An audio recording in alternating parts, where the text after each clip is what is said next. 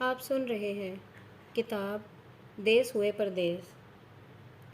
سریا چرانے کے جرم میں برکت علی کو 6 ماہ قید ملی اور قید کے دوران کوٹ جوگیاں سے عنایت علی اسے ملنے آیا اور غلام علی کا ایک خط اسے دیا جو ولایت سے آیا تھا۔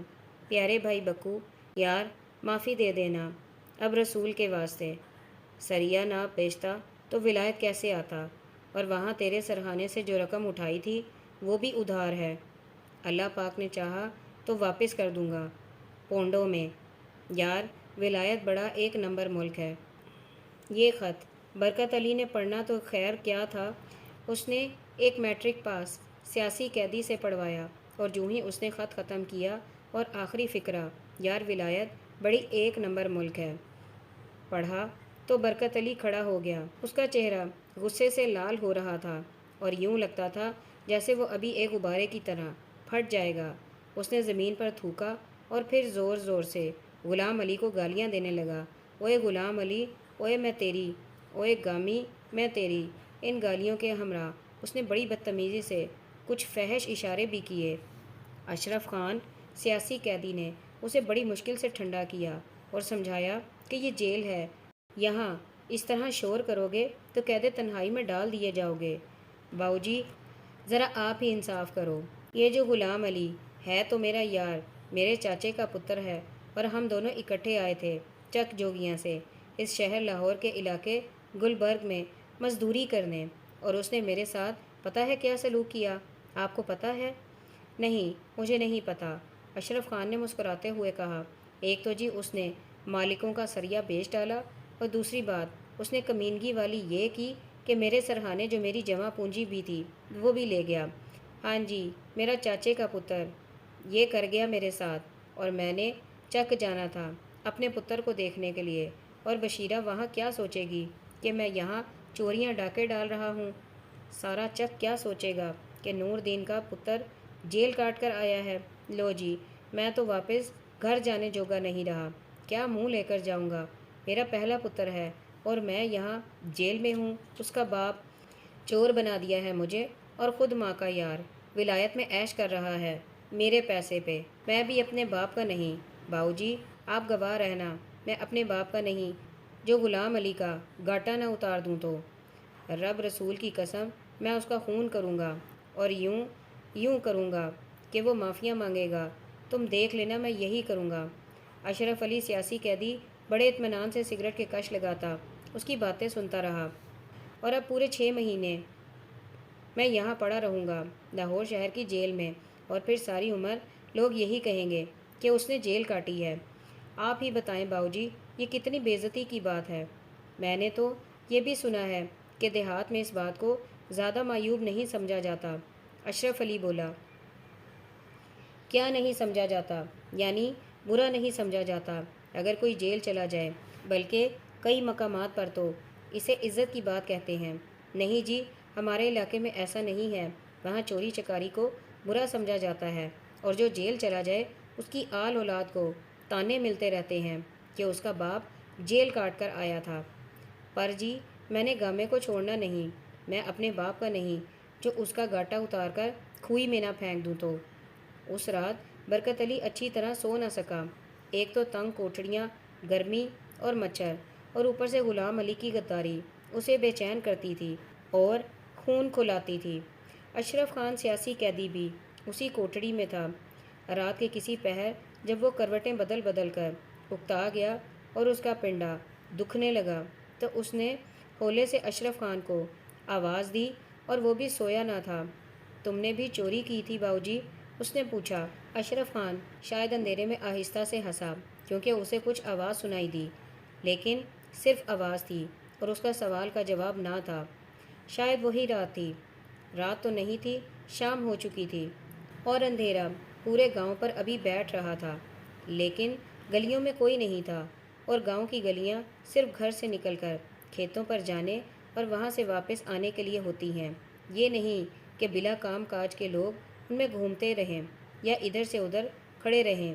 تو ایک ایسی ہی ویران گلی میں اندھیرے کے اندر برکت علی کی گھر والی بشیرہ اپنے 5 ماہ کے بیٹے اکرم کو گود میں اٹھائے داخل ہوئی۔ آج گوبر عام دنوں سے زیادہ تھا اور اسے گوجروں کے گھر گھر میں اوپلے تھاپتے دیر ہو گئی تھی۔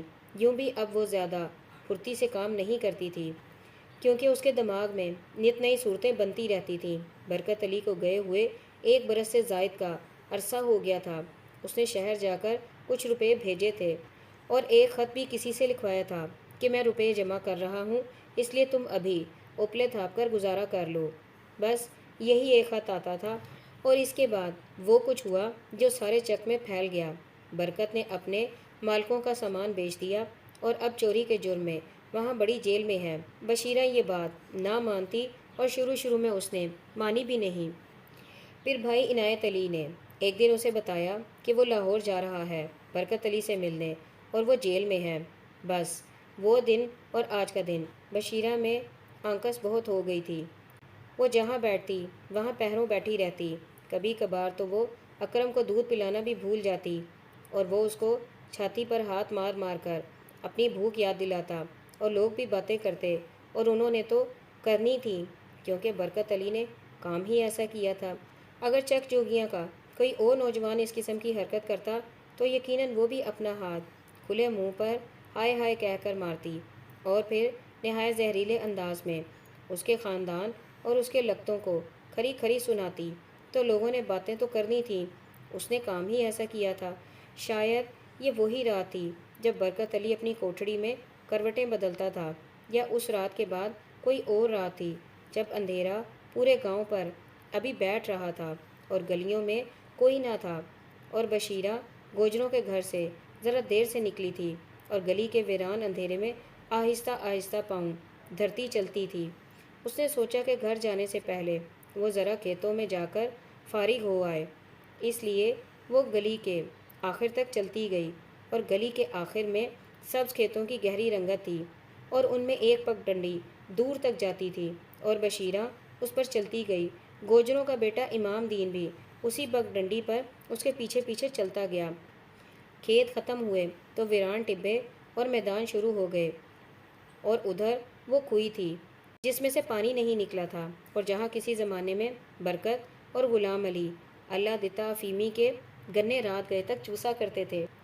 یہاں بشیرہ نے اکرم کو کھوئی کے ساتھ ہموار زمین پر دوپٹہ بچھا کر لٹایا اور خود اپنے آپ کو ڈھیل دیتی کھیتوں میں اتر گئی۔ ایک بڑا مینڈک پھدک کر پرے ہوا اور جھینگر بولنے لگے، اور پھر چپ ہو گئے، اور بشیرہ پر کچھ بوجھ ہوا اور وہ بول نہ سکی۔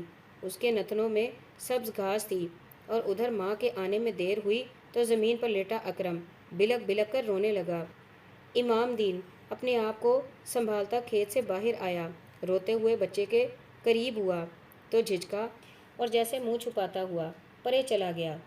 اگلی سویرا اندھیرا گاؤں کی گلیوں اور چھتوں پر سے اٹھا جا رہا تھا، اور اس کی جگہ قدرے ٹھنڈک والی ہوا اور سفیدی اترتی تھی جب کھیتوں کو جانے والے چند کسانوں نے دیکھا کہ کھوئی کے ساتھ ہموار زمین پر ایک نیلے دوپٹے پر ایک بچہ لیٹا ہوا ہے، جانے سویا ہوا ہے کہ اس کے دم ختم ہو چکے ہیں، اور وہ شنابی سے اس کے قریب گئے۔ وہ سویا ہوا تھا۔ صبح کی سردی سے اگرچہ اس کا جسم ٹھنڈا ہو رہا تھا، لیکن اس کا دل دھڑکتا تھا، اور وہ سویا ہوا تھا۔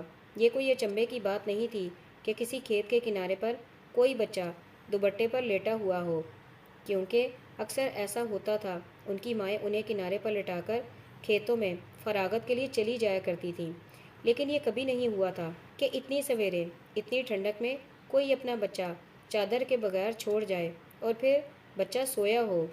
اسے مسجد میں لے جائیں، جس کا ہوگا وہ لے جائے گا، پر بھائی میرے، اگر یہ کسی کا ہوتا تو یوں لاوارث پڑا ہوتا، کوئی اسے چھوڑ کر جاتی ہی کیوں؟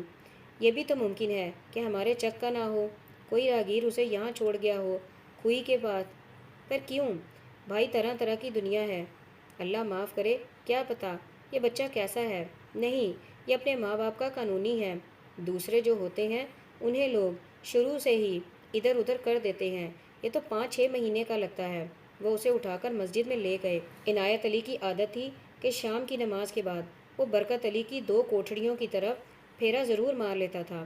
وہ عام طور پر وہاں دروازے کے باہر کھڑا ہی رہتا، اور بشیرہ کے لا کہنے پر بھی بس بہن جی ٹھیک ہے، بس بہن جی میں نے جانا ہے کہتا رہتا، اور صرف ایک سوال پوچھتا، بہن جی کسی شے کی ضرورت تو نہیں؟ اور بشیرہ ہمیشہ جواب دیتی، لو بھائی جی آپ کے ہوتے ہوئے مجھے کسی شے کا گھاٹا ہے؟ اس شام وہ نماز کے بعد جب برکت کے گھر کے دروازے کے باہر کھڑا ہوا تو اس کے مسلسل کھانسنے کے باوجود اندر سے کسی نے کون ہے کی صدا بلند نہ کی۔ پھر اس نے سر اٹھا کر دیکھا تو صحن کے دروازے کی کنڈی چڑی ہوئی تھی۔ پتہ نہیں کہاں گئی ہے بہن بشیرہ، اس نے ناگواری سے ناک سکیڑی۔ شام کے وقت گھر سے باہر رہنے کی کیا تک ہے؟ پھر اس نے سوچا کہ اسے گوجروں کے گھر سے آتے ہوئے دیر ہو گئی ہوگی۔ وہ تقریباً سارا دن وہیں کام کرتی تھی، لیکن شام کو تو گھر آ جاتی تھی۔ برکت علی کے جانے پر اس نے بشیرہ کو متعدد بار کہا کہ وہ آپلے تھاپنے کا کام چھوڑ دے، لیکن وہ کہتی، بھائی جی وہ خود پردیس میں ہیں، پتہ نہیں اپنا گزارا کیسے کرتے ہیں، بس چند روز اور یہ کام کر لوں پھر چھوڑ دوں گی۔ برکت بھی تو اسی لیے گھر چھوڑ گیا ہے۔ اور پھر برکت کا خط ان دنوں آ گیا کہ ابھی کام نہ چھوڑنا۔ بہرحال شام گہری ہو رہی تھی اور بشیرہ ابھی واپس نہیں آئی تھی۔ عنایت علی کچھ دیر وہاں کھڑا رہا اور کچی گلی میں اندھیرے کے باوجود 5-6 بطخیں گندی نالی میں چونچے ڈبوئے شور مچا رہی تھیں۔ چلو صبح سویرے سرگی ویلے آ کر سلام کر جاؤں گا۔ عنایت علی نے سر جھٹکا اور نالی میں چھینٹے اڑاتی بطخوں سے کپڑے بچاتا وہ چلا گیا۔ اور اگلی صبح وہ جب آیا تو کنڈی ابھی تک چڑھی ہوئی تھی۔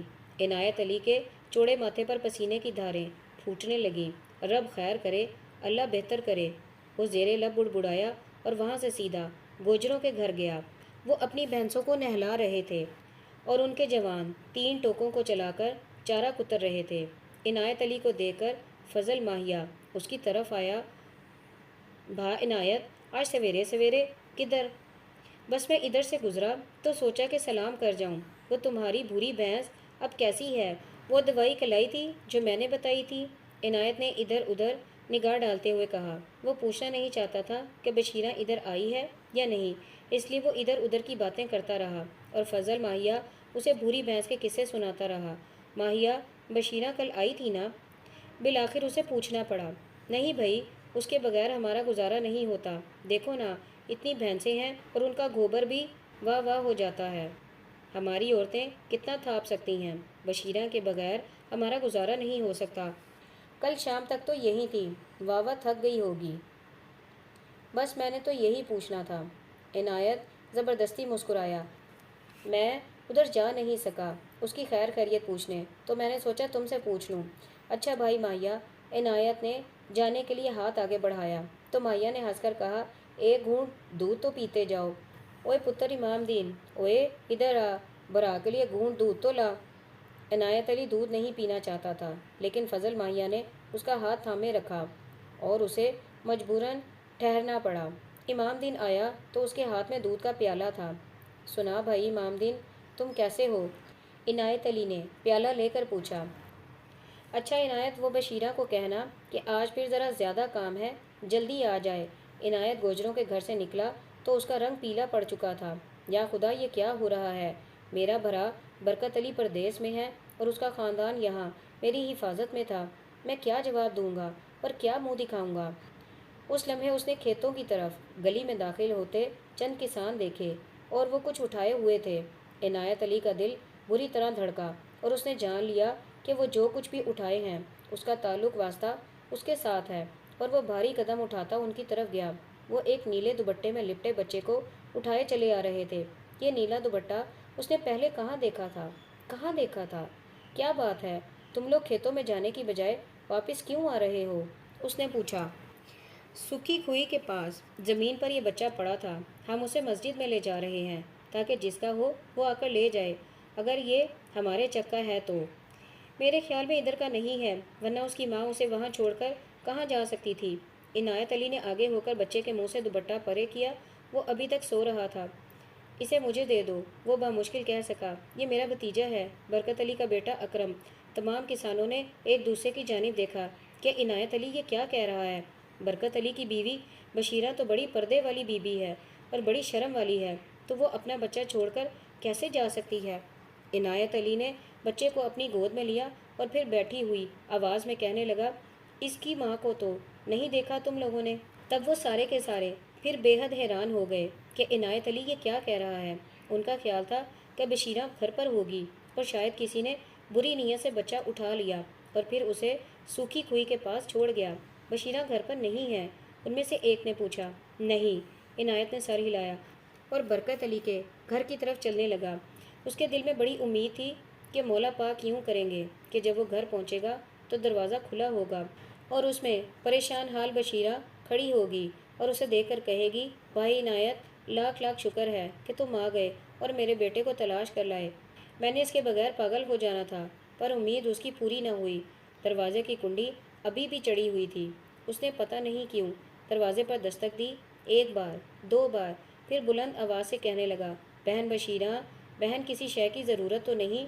لیکن اندر سے کوئی جواب نہ آیا اور وہ وہاں کھڑا رہا۔ روشنی زیادہ ہوتی گئی اور پھر اکرم رونے لگا۔ اسے دودھ کی ضرورت تھی، وہ اسے اب کہاں لے کر جائے، اس کا کیا کرے؟ بس یہی ہو سکتا تھا کہ وہ اسے طفیل بی بی کے پاس لے جائے۔ طفیل بی بی کے سرخ و سفید چہرے پر پسینے کے قطرے تھے اور وہ اپنی پوری قوت سے مدانی چلا رہی تھی اور بڑی مشکل اور دقت سے چل رہی تھی، کیونکہ چاٹی میں مکھن بہت زیادہ تھا اور اس میں وہ کم گھومتی تھی۔ عنایت علی جانتا تھا کہ یہ صرف طفیل بی بی ہی کر سکتی ہے، ورنہ کوئی عام عورت اتنے زیادہ مکھن میں مدانی کو گھمانا تو کیا ہلا بھی نہیں سکتی تھی۔ مدانی کے گھومنے کی غرض صحن سے اٹھ کر گاؤں کی گلیوں میں پھیلتی تھی۔ طفیل بی بی کے دو بچے جو ابھی ابھی مسجد سے قرآن شریف پڑھ کر آئے تھے، اس کے گھٹنوں سے لگ کر بیٹھے کوئی ضد کر رہے تھے اور چھوٹا رو رہا تھا۔ عنایت علی کو صحن میں داخل ہوتے دیکھ کر طفیل بی بی کا ہاتھ رک گیا اور ایک خاموشی ابھری جس میں اس نے پیڑھی سے اٹھتے ہوئے کہا، خیر تو ہے بھائی عنایت علی؟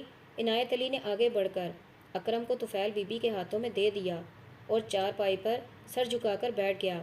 اس کی جو سمجھ میں آیا وہ اسے بتا دیا۔ پر بشیرہ میری برجائی، طفیل بی بی کچھ کہنے لگی اور پھر خاموش ہو گئی۔ بہن تم اس بچے کو سنبھالو۔ عنایت اٹھ کھڑا ہوا، بس اتنا ہی کام ہے، میرا بھتیجا ہے، خیر سے میں نہ سنبھال لوں گی تو اور کون سنبھالے گا؟ بہن بشیرہ، بشیرہ کی بات مت کر، تو پوچھتی ہے تو اب سارا جگ پوچھے گا، پتہ نہیں کیا ہوا، کہاں چلی گئی؟ وہ ایسی تو نہ تھی بہن؟ طفیل بی بی، نہیں نہیں بھائی، یہ کیا بات کر رہے ہو تم؟ میں نے کیا بات کرنی ہے اور کیا نہیں کرنی؟ میری عقل مت میں تو کچھ نہیں آتا۔ اچھا میں پھر آؤں گا۔ وہ چپکے سے باہر چلا گیا۔ اکرم رونے لگا۔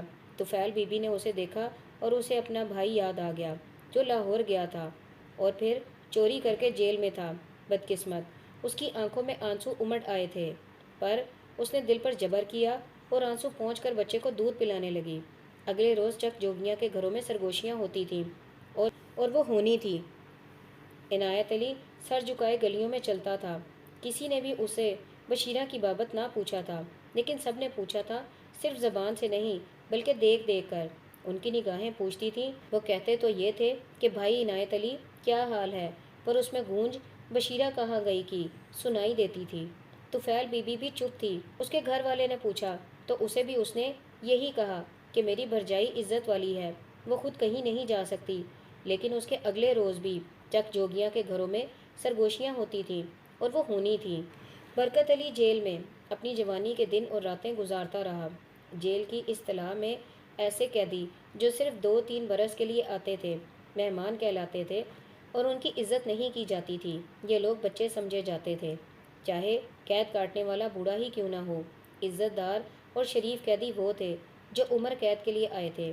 یہ قیدی جیل کے بزرگوں میں شمار ہوتے تھے اور جیل کے افسران بھی ان کے ساتھ نرم برتاؤ رکھتے تھے۔ ان حالات میں ظاہر ہے برکت علی کے 6 ماہ کچھ زیادہ تکریم کے قابل نہ تھے۔ وہ بس مہمان تھا۔ ادھر مشقت بھی زیادہ نہیں لی جاتی تھی۔ برکت علی کا کام صبح سویرے اٹھ کر جیل کے گھڑے اور چاٹیاں بھرنا تھا۔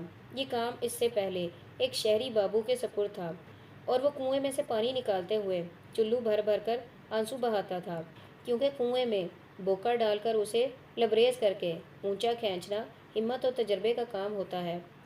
اور شہری بابو خوراک کے محکمے میں کلرک تھا اور رشوت لیتا ہوا پکڑا گیا اور ادھر آ گیا۔ رشوت وہ اپنے بڑے افسر کے کہنے پر لیتا تھا اور اس میں اس کا حصہ نہ ہونے کے برابر ہوا کرتا تھا۔ ساری رقم وہ ہر شام افسر کے گھر پہنچا کر آتا تھا۔ ایک شام وہ رقم لے کر افسر کے گھر گیا تو وہاں اینٹی کرپشن والوں نے اسے گرفتار کر لیا۔ ان دنوں رشوت کے خلاف مہم چل رہی تھی اور افسر نے اینٹی کرپشن والوں کو اطلاع کی تھی کہ اس کا ایک ماتحت اپنی ترقی کروانے کے لیے آج شام اسے رشوت پیش کرنے کے لیے آئے گا۔ چنانچہ شہری بابو اندر اور افسر ابھی تک باہر، بلکہ اس کی ترقی ہو گئی تھی، اور اب قومی جلسوں اور تقریبات میں ہماری قومی ذمہ داریاں اور رشوت کا سرطان کے موضوع پر آبدیدہ ہو کر تقریریں کرتا تھا، اور عوام اس فرض شناس محب وطن کے لیے تالیاں پیٹتے تھے۔ بہرحال یہ شہری بابو بیچارہ کنویں سے مشکل 4-5 بوکے باہر نکالتا اور اس کا سانس پھول جاتا، اور پھر وہ منڈیر پر بیٹھ کر باقاعدہ رونے لگتا۔ ایک روز برکت علی نے اسے تسلی دی اور ڈھارس بندھانے کی خاطر کہا، یار بہو، یہ تمہارا افسر تو بڑا کمینہ نکلا۔ اس پر شہری بہو نے فی الفور رونا ملتوی کیا اور غصے میں کہنے لگا، خبردار جو شفیع صاحب فیلہ کے بارے میں ایک لفظ بھی کہا، وہ میرے بزرگ ہیں، میرے محسن ہیں۔ برکت علی بڑا پریشان ہوا کہ اس بہو کے افسر نے اسے جان بوجھ کر جیل بھجوایا ہے، نوکری سے نکلوایا ہے، اور پھر بھی وہ اس کی تعریفیں کرنے سے باز نہیں آتا۔ اس نے تمہیں جیل نہیں بھجوایا؟ ہاں بھجوایا ہے، وہ کہنے لگا، لیکن میں اب بھی ان کی شفیع صاحب قبلہ کی بہت عزت کرتا ہوں، اس لیے آئندہ ان کے خلاف ایک لفظ نہ کہنا۔ برکت علی کو سمجھ نہ آئی کہ یہ کیا سلسلہ ہے، اور یہ شخص بے وقوف ہے یا سچ مچ اپنے افسر کی عزت کرتا ہے۔ وہ اس کی جگہ ہوتا تو یقیناً اپنے افسر کا گاٹا اتار دیتا، اور اس کا گاٹا اتارنے سے اسے غلام علی گامی یاد آ گیا، اور وہ پھر کھولنے لگا، اوئے باؤ، تم تو ہو شہر کے، لیکن میں ہوں ادھر چک جوگیاں کا، اور میں نے غلام علی کا گاٹا اتار کر سکی کھوئی میں پھینک دینا ہے۔ سمجھ گئے نا تم؟ ایک ہفتے کے بعد شہری باؤ کو کسی اور جیل میں منتقل کر دیا گیا، اور کنویں میں سے پانی نکال کر گھڑوں اور چاٹیوں میں ڈالنے کی مشقت برکت علی کے سپرد کر دی گئی، اور وہ اس کام کو صبح سویرے ہی نمٹا دیتا اور پھر سارا دن ادھر ادھر گھومتا پھرتا رہتا۔ باہر کی دنیا میں جیل کی جو دہشت تھی، اس کے برعکس جیل کی دنیا خاصی دلچسپ اور پر لطف تھی۔ سوائے باہر جانے کے یا لمبی چوڑی میل ملاقات کے، یہاں ہر قسم کی آسائش حاصل تھی، خاص طور پر اگر پلے مال ہو تو۔ برکت علی کے پاس جو کچھ تھا وہ تو غلام علی لے گیا تھا، اس لیے جو کام مال سے نکلتا تھا وہ برکت علی خدمت کر کے کروا لیتا تھا۔ وہ لوگوں کے حقے بھرتا، ان کے لیے چائے تیار کرتا، دیگر چھوٹے موٹے کاموں کے علاوہ ان کے کپڑے دھوتا۔ آہستہ آہستہ اس نے کپڑے دھونے کو کاروبار میں بدل دیا، اور فی کپڑا 1 آنا چارج کرنے لگا۔ اس 1 آنے میں 2 پیسے جیل والوں کے اور باقی 2 پیسے اس کی جیب کے لیے۔ اب وہ روزانہ 2-3 روپے بنا لیتا تھا۔ اس حوالے سے جیل میں اسے بکو دھوبی کہا جاتا تھا۔ ایک روز اس کی ملاقات اشرف خان سیاسی قیدی سے ہو گئی۔ کیوں باؤ جی، آپ جیل سے باہر چلے گئے تھے جو اتنے دن نظر نہیں آئے؟ برکت علی نے خوش ہو کر پوچھا۔ میں قید تنہائی کاٹ کر آیا ہوں۔ ہاں باہر بھی گیا تھا، وہ مسکراتا ہوا کہنے لگا۔ تو پھر واپس کیسے آئے؟ میں اپنی من مرضی سے تو نہیں گیا تھا بکو بھائی، یہ لے گئے تھے اور پھر یہی واپس لے آئے۔ یہ کون؟ برکت علی نے منہ کھول کر کہا۔ بس یہی، اشرف علی نے کہکہا لگا کر کہا۔ یہی؟ بس یہی؟ اور بات سنو، میں نے سنا ہے کہ تم نے ادھر ایک لانڈری کھول رکھی ہے۔ کیا کھول رکھی ہے؟ لانڈری، کپڑے وغیرہ دھونے کا بندوبست۔ ہاں بس وہ صبح سویرے پانی کی ڈیوٹی دے لیتا ہوں، تو پھر ہاتھ پر ہاتھ رکھ کر بیٹھا رہوں تو کچھ اچھا نہیں لگتا۔